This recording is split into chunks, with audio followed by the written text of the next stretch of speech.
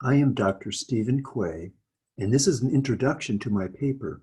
A Bayesian analysis concludes beyond a reasonable doubt that SARS-CoV-2 is not a natural zoonosis, but instead is laboratory-derived.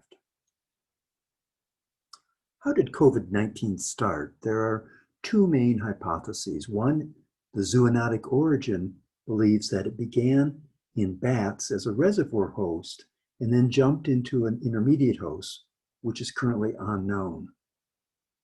Those that believe it began in a laboratory consider the Wuhan Institute of Virology or the Wuhan Centers for Disease Control the likely candidates. But where do we stand at this point in time?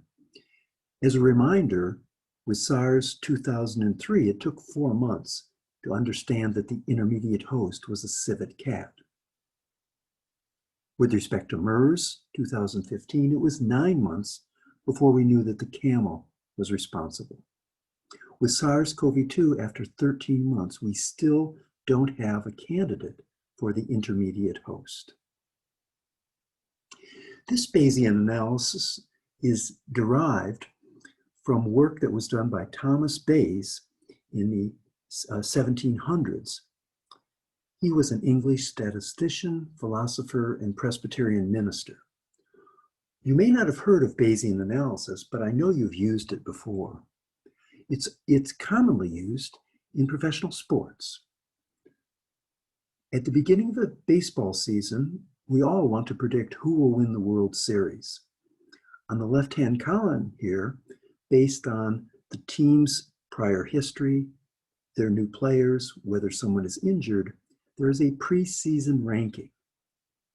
Now on the right, at the end of the regular season, when all of the games have been played, but before the playoffs begin, you can see that the order of the teams has changed.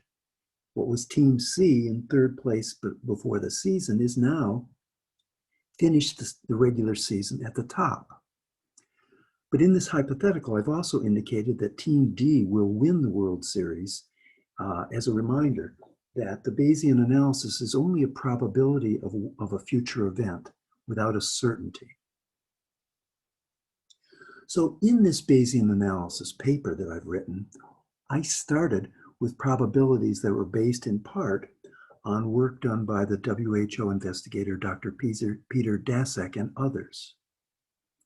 For this starting probability, I set the likelihood of a zoonotic origin at 98.8%, a laboratory origin at 1.2%. I then presented 26 different evidence sets that were considered individually and impacted the overall probability. This table at the right is obviously very difficult to read. It's contained in the paper, along with the other 190 pages that go into great detail on this evidence analysis.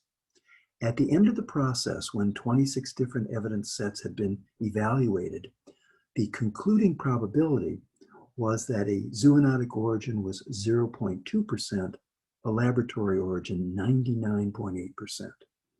This is greater than the typical 95 to 98% expected for beyond a reasonable doubt in the legal standard.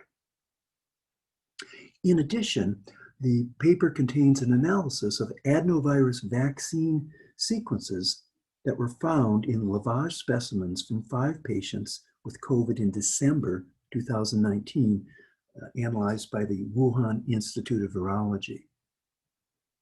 This slide shows the typical adenovirus vaccine in a drawing here with 1 through 990 being the adenovirus portion. The spike protein immunogen is in the middle in red, and the tail of the 3' adenovirus vaccine is shown on the right. And as you can see in the bars here, the sequence reads, the contiguous sequence reads run from the adenovirus section through and into the immunogen and then into the 3' end of the adenovirus.